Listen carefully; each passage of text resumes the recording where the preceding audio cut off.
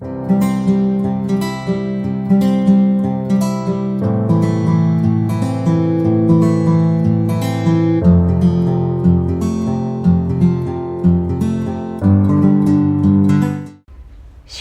orang-orang muda yang diberkati oleh Tuhan. Kembali lagi di Apa Kata Alkitab untuk orang muda. Hari ini saya berharap keadaan teman-teman semua dalam keadaan sehat, keadaan diberkati, keadaan sedang baik-baik saja. Hari ini kita akan belajar satu tema, yaitu siapa saya di mata Allah. Pembacaan kita hari ini terambil dari Efesus pasalnya yang kedua, ayatnya yang ke-10. Saya akan membacakan bagian kebenaran firman ini bagi rekan-rekan sekalian. Efesus 2 ayat yang ke-10 dikatakan bahwa karena kita ini buatan Allah, diciptakan dalam Kristus Yesus untuk melakukan pekerjaan baik yang dipersiapkan Allah sebelumnya. Ia mau supaya kita hidup di dalamnya. Rekan-rekan orang muda yang diberkati oleh Tuhan, di bawah tema siapa saya di hadapan Allah, ada 4 bagian yang akan saya bagikan buat rekan-rekan sekalian, dengan harapan bahwa ketika kita mengenal bagaimana Allah melihat diri kita, maka ada perubahan hidup yang boleh kita hasilkan. Siapa saya di hadapan Allah? Yang pertama adalah saya ini adalah buatan Allah. Rekan-rekan orang muda yang diberkati oleh Tuhan, tidak peduli dari suku mana engkau berasal, dari keluarga macam apa engkau dibesarkan, dan saat ini mungkin engkau ada di dalam kondisi di tengah-tengah keluarga seperti apapun, ini tidak mengubah apa pandangan Allah terhadap engkau. Kenapa? Karena engkau adalah buatan tangan Allah. Apa yang dimaksudkan di sini? Kita ini adalah buatan tangan Allah. Kita ini adalah hasil desain Allah. Kita ini adalah orang-orang yang ada bukan karena kita memang mau untuk ada, tetapi kita ada karena memang kita dibuat oleh Allah. Saya akan menjelaskan ini lebih dalam lagi bahwa kita adalah orang muda yang sejak dalam kandungan mama, kita ini ditenun oleh tangan Allah. Allah yang menenun kita. Allah kalau menenun itu artinya bahwa dengan teliti. Saya ada di tengah masyarakat yang senang untuk menenun. Dari timur ada tenunan-tenunan khas. Setiap marga atau setiap daerah-daerah kekuasaan tertentu memiliki tenunan. Dan untuk menghasilkan satu tenun yang indah itu tidak mudah. Dibutuhkan ketekunan daripada mama-mama yang menenun. Dibutuhkan ketekunan daripada mama-mama ini dalam hal mengatur benangnya, dalam mencampur warna, dalam mengkombinasikan warna. Sehingga pada saat tenunan itu jadi, orang akan berkata, wow, kain itu begitu indah. Teman-teman orang muda di mana saja engkau berada, kalau engkau melihat kain timur, itu kain yang begitu indah. Dan itu bukan dihasilkan dalam satu malam. Tetapi ada mama-mama yang benar-benar ekstra memberikan effort untuk membuat hal tersebut. Mereka harus berkonsentrasi mengatur setiap detailnya. Saya pernah mengikuti proses penenunan dan saya melihat bahwa saya tidak bisa mengerjakannya. Kenapa? Begitu detail. Mereka sudah menghitung kapan bagian ini diangkat, kayu yang ini diangkat untuk diganti, kapan benang ini di bagian bawah dan kapan dia di atas, karena sudah ada pola yang mereka miliki. Ada yang memang mereka gambarkan, tetapi ada mama-mama dari zaman dulu, yang oma-oma zaman dulu yang masih menenun sampai hari ini, mereka sudah punya gambaran di dalam pikiran mereka, kain dengan motif seperti apa yang mereka pengen hasilkan. Dari ilustrasi ini apa yang mau saya bahas dan saya bagikan buat teman-teman orang muda semua di luar sana. Bahwa kita ini adalah buatan Allah. Bukan sesuatu yang tiba-tiba terjadi. Bukan sesuatu yang terjadi, bukan sesuatu yang ada tanpa perencanaan Allah. Karena itu siapapun kita, dari latar belakang keluarga seperti apa. Mungkin kita lahir karena kecelakaan menurut manusia. Orang tua kita mungkin melakukan hubungan seks di luar dari nikah, lalu lahirlah kita. Maka orang-orang menamakan bahwa dia anak kecelakaan. Dia lahir tanpa diminta, dia lahir tanpa diinginkan. Tetapi kabar baiknya adalah di mata Allah, kita orang muda ini adalah orang-orang yang merupakan buatan tangan Allah. Betapa mulianya keberadaan kita. Sejak dalam kandungan ibu, Alkitab mencatat bahwa sejak di dalam kandungan ibu, ia menenun kita. Artinya bahwa Allah sudah ada dalam satu perencanaan kenapa dia menghadirkan saya. Allah sudah punya satu perencanaan kenapa ia menghadirkan rekan-rekan sekalian di dalam keluarga seperti ini. Hasil pertemuan gen ini dengan gen ini untuk membuat saya, membuat rekan-rekan itu ada. Ada tujuan Allah di dalamnya. Kita ini adalah buatan tangan Allah. Kalau kita adalah buatan tangan Allah, maka hal pertama yang saya ingin minta kepada orang-orang muda adalah engkau tidak perlu lagi membuli rekan-rekanmu. Engkau tidak perlu lagi membuli orang lain. Kenapa? Karena orang lain itu juga adalah buatan tangan Allah. Saya ingin bertanya pada teman-teman, apa keuntungan dari engkau membuli orang lain? Tidak ada keuntungannya. Mungkin saat engkau membuli, kau seperti sedang menaruh stereotip tertentu kepada orang tersebut. Waktu engkau membuli dia, engkau mungkin senang, engkau mungkin tertawa. Tetapi Alkitab dengan jelas katakan bahwa kita ini buatan tangan Allah. Artinya pada saat engkau membuli seseorang, maka engkau sedang menghina Allah yang membuat orang tersebut. Maka orang-orang muda yang diberkati oleh Tuhan, mulai hari ini kita tidak boleh lagi bully terhadap orang lain. Kita tidak boleh lagi meremehkan orang lain karena fisiknya. Kita tidak boleh katakan bahwa hitam dia, keriting dia, pendek dia, hidup lagi. Kita tidak boleh mengatakan hal tersebut. Kenapa? Karena dia adalah buatan tangan Allah. Ada perencanaan Allah yang luar biasa sampai orang tersebut itu ada. Rekan-rekan orang muda yang diberkati oleh Tuhan. Kalau kita ini adalah buatan tangan Allah, bukan hanya dengan berfirman lalu kita ada. Kita berbeda dengan seluruh ciptaan yang lain. Saudara boleh melihat keindahan alam yang begini spektakuler. Ketika saudara berlibur, saudara akan selalu amazed dengan ciptaan Tuhan yang begitu luar biasa yang tersuguhkan di depan mata kita. Tetapi saya ingin katakan bahwa itu Allah lakukan hanya dengan berfirman. Allah tidak membuatnya dengan tangannya. Allah hanya berbicara, maka jadilah. Allah berbicara, maka jadilah. Tetapi terhadap manusia, Alkitab mencatat bahwa kita ini buatan tangan Allah. Artinya bahwa begitu preciousnya kita, begitu berharganya kita, begitu mulianya kita. Karena itu orang muda yang diberkati oleh Tuhan, dimanapun engkau berada, kalau kau mendengarkan bagian kebenaran firman Tuhan ini, kalau engkau tidak percaya diri dengan apa yang ada pada dirimu sendiri secara fisik, maka engkau sedang menghina Allah. Engkau tidak boleh berkecil hati dengan apa yang engkau miliki saat ini. Karena apa? Itu adalah buatan tangan Allah. Allah memiliki tujuan kenapa engkau dilahirkan dengan keadaan fisik seperti itu.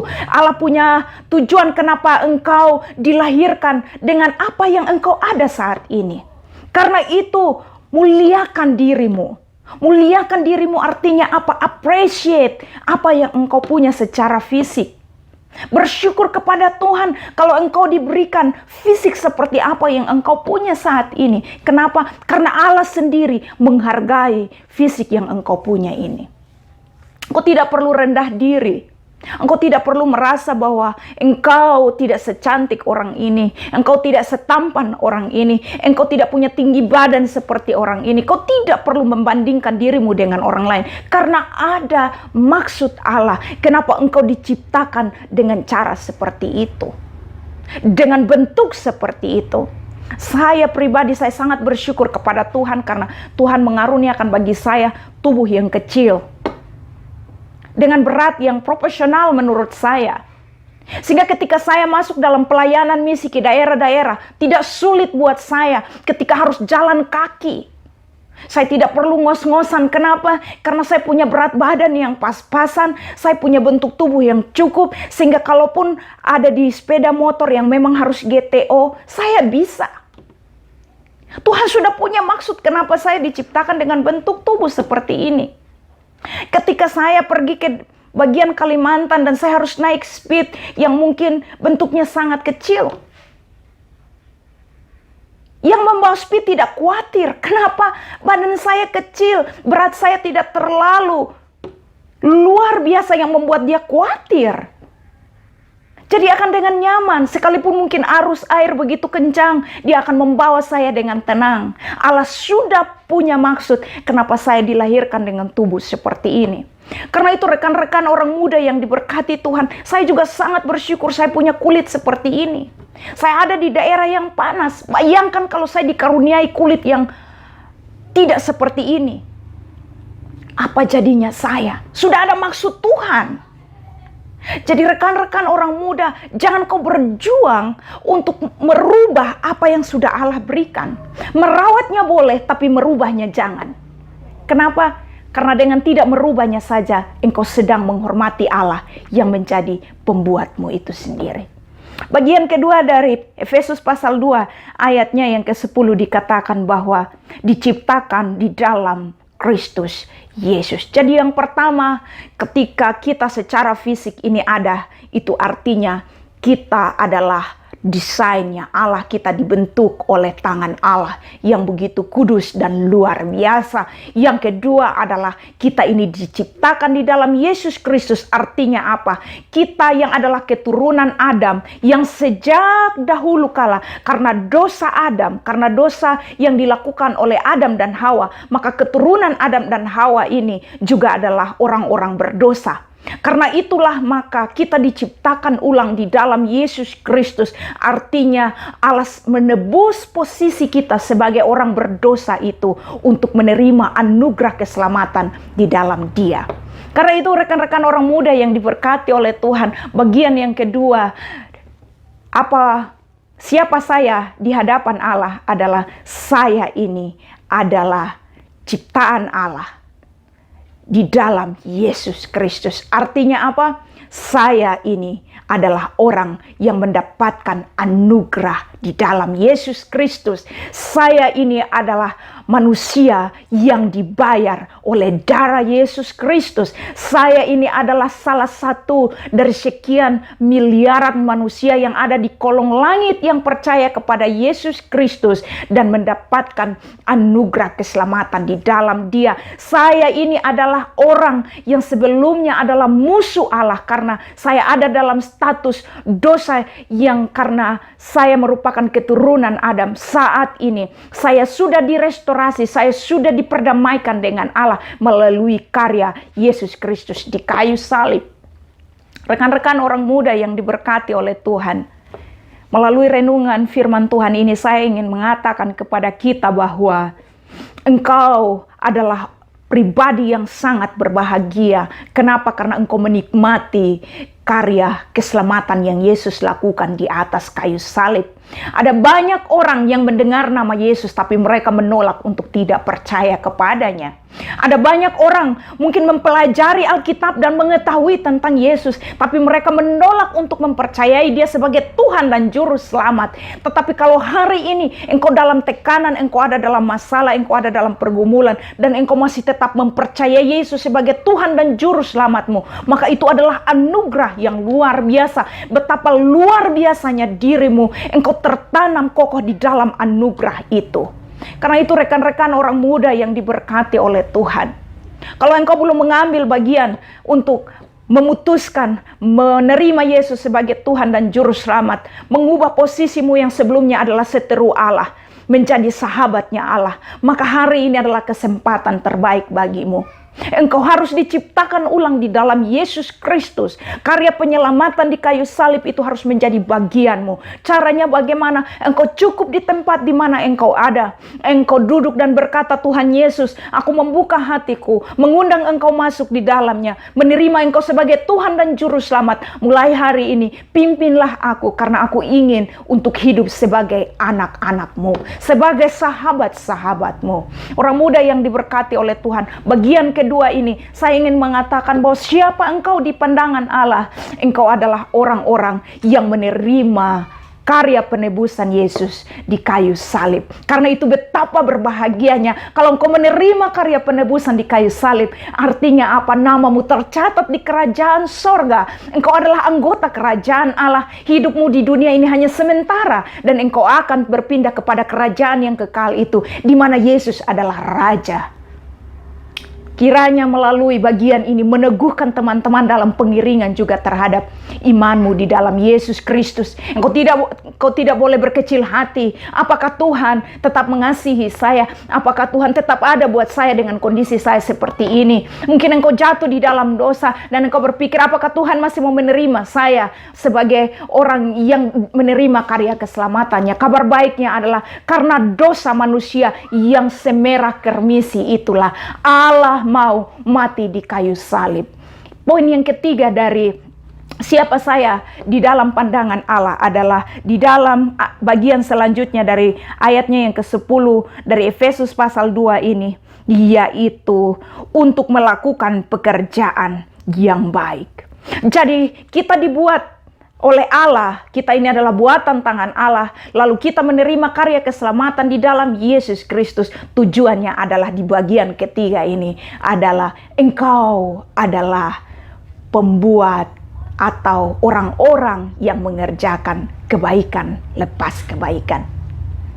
Orang-orang muda yang diberkati oleh Tuhan, kita sedang hidup di dunia di mana kebaikan mulai berkurang, bukan mulai berkurang, tetapi mulai banyak terjadi krisis kebaikan. Di tempat di mana kita berada, di dunia ini, kejahatan lebih dominan daripada kebaikan. Karena itu Allah memanggil saya dan saudara, tujuan dia mati bagi saya dan saudara di kayu salib adalah satu, yaitu supaya kita ini ketika kita sudah menjadi anak-anak Allah, maka kita hidup meneladankan Dia. Di dunia ini, kita menjadi tangannya Allah, kita menjadi kakinya Allah, kita menjadi matanya Allah, kita menjadi bibirnya Allah, kita memiliki perasaan seperti Allah. Artinya apa? Kita dipanggil untuk melakukan apa yang pernah Yesus lakukan. Kita dipanggil untuk menjadi orang-orang yang mengerjakan kebaikan. Kalau Yesus pernah mengunjungi orang sakit, maka saat ini juga Yesus mau ada orang muda yang tergerak hatinya dan mau fokus untuk melakukan pelayanan terhadap orang-orang sakit. Kalau Yesus pernah membuka tangan untuk memeluk anak-anak kecil, maka hari ini Yesus juga mau ada orang-orang muda yang mau menginvestasikan waktunya untuk membuka tangannya dan memeluk anak kecil tersebut. Kalau Yesus pernah memberi makan orang-orang lapar, maka hari ini Yesus juga mau orang-orang muda yang telah ditebus oleh Dia itu memberi makan pada orang-orang yang lapar. Dan masih ada banyak hal yang Yesus lakukan. Teman-teman bisa membaca di dalam Alkitab apa yang Yesus lakukan, yang bisa engkau lakukan hari ini sebagai bagian dari engkau berbuat baik. Karena itu tidak boleh lagi ada orang muda yang di dalam Tuhan yang hidupnya adalah membawa masalah. Tetapi kita dipanggil untuk melakukan kebaikan-kebaikan dimanapun kita berada. Di dalam Kolose pasal 3 ayat 23 dikatakan bahwa apapun yang engkau perbuatlah seperti untuk Tuhan. Artinya bahwa apapun yang kita kerjakan hari ini, profesi kita, kegiatan sehari-hari kita yang kita kerjakan itu harus seperti Tuhan. Seperti untuk Tuhan. Artinya apa? Bahwa kita harus mengerjakannya dengan sepenuh hati sebagai bagian dari kita berbuat baik. Dan bagian yang terakhir dari pasal 2 ayat 10 ini dikatakan bahwa yang dipersiapkan Allah sebelumnya, Ia mau supaya kita hidup di dalamnya. Bagian yang terakhir ini adalah siapa saya di hadapan Tuhan, di hadapan Allah, yaitu saya dipanggil untuk memiliki gaya hidup berbuat baik. Jadi berbuat baik itu bukan temporary, tetapi itu harus menjadi gaya hidup kita. Rekan-rekan orang muda yang diberkati oleh Tuhan, lewat bagian dari apa kata Alkitab hari ini, siapa saya di hadapan Tuhan, bagian yang terakhir, Allah mau engkau punya gaya hidup berbuat baik. Kalau di 2021, model berbuat baik apa yang sudah kau lakukan, kau harus tingkatkan di 2022 ini. Berbuat baik ini berarti juga bahwa kita tidak hidup untuk diri kita, tetapi kita hidup untuk memikirkan orang lain. Maka siapa orang lain yang engkau pikirkan? Itulah mereka orang-orang yang akan menerima kebaikan-kebaikan daripadamu. Bisa jadi mereka adalah orang tuamu, bisa jadi mereka adalah saudaramu, bisa jadi mereka adalah rekan-rekan di tempat pekerjaanmu, bisa jadi mereka adalah teman kuliah, teman sekolah. Mereka adalah orang-orang yang layak untuk mendapatkan perbuatan baik daripada engkau. Karena engkau dipanggil untuk berbuat baik. Dan perbuatan baikmu itu harus menjadi gaya hidupmu setiap hari. Jangan di hari Senin saja berbuat baik karena Minggu baru mendengar khotbah. Tetapi setiap hari kita berbuat baik sebagai gaya hidup kita. Berbuat baik di sini juga berbicara tentang bagaimana kita begitu maksimalkan waktu-waktu yang Tuhan berikan bagi kita. Karena kalau kita tidak memaksimalkan waktu yang ada untuk melakukan sesuatu yang positif untuk kemuliaan nama Tuhan dan memberi dampak bagi orang lain, maka kita sedang berbuat jahat di hadapan Tuhan. Kenapa? Tuhan masih kasih engkau waktu, lalu engkau tidak pakai waktu itu untuk melakukan satu karya yang membawa kemuliaan bagi nama Tuhan dan memberi manfaat bagi orang lain. Berarti kau sedang berbuat jahat kepada Allah. Karena itu, melalui renungan firman Tuhan hari ini, di dalam series Apa Kata Alkitab, harapan saya adalah rekan-rekan orang muda mulai memahami siapa engkau di hadapan Tuhan. Engkau sadar bahwa engkau ini adalah buatan Allah, artinya engkau tidak perlu untuk rendah diri. Engkau tidak perlu membuli orang lain. Engkau perlu appreciate dan embrace apa yang engkau punya di dalam dirimu saat ini. Engkau tidak perlu untuk membanding-bandingkan dirimu dengan orang lain. Yang kedua adalah engkau juga tahu bahwa saat ini posisimu karena anugerah di dalam Yesus Kristus melalui penebusan di kayu salib. Maka engkau adalah sahabat Allah saat ini. Engkau adalah anak-anaknya. Maka engkau harus menjadi pribadi-pribadi yang berbuat baik. Dan berbuat baik itu harus menjadi gaya hidupmu. Doa saya adalah di 2022 ini, anak-anak muda yang mengalami krisis kepercayaan diri tidak lagi mengalami hal tersebut. Kenapa? Karena engkau sudah tahu posisimu di hadapan Allah. Ini bukan di hadapan presiden yang nanti berapa tahun kemudian diganti. Bukan. Ini di hadapan Allah yang kekal. Dia memandang engkau seperti itu. Karena itu, engkau harus tetap semangat di dalam hidupmu. Engkau harus mulai tegakkan tubuhmu dan mulai percaya diri. Apapun fisik yang saya punya ini adalah pemberian Tuhan. Ini adalah buatan tangan Tuhan. Dan Tuhan memberikan buat saya untuk tujuan-tujuan tertentu. Untuk kemuliaan namanya dan membawa manfaat bagi orang lain. Karena itu engkau mulai untuk menerima semua keberadaan dirimu. Melalui apa kata Alkitab untuk orang muda ini, kiranya boleh membawa teman-teman orang muda yang ada di luar sana untuk makin menghargai dirimu sendiri dan makin cinta Tuhan Yesus dan makin cinta sesama yang ada di sekitaran engkau. Terima kasih dan shalom.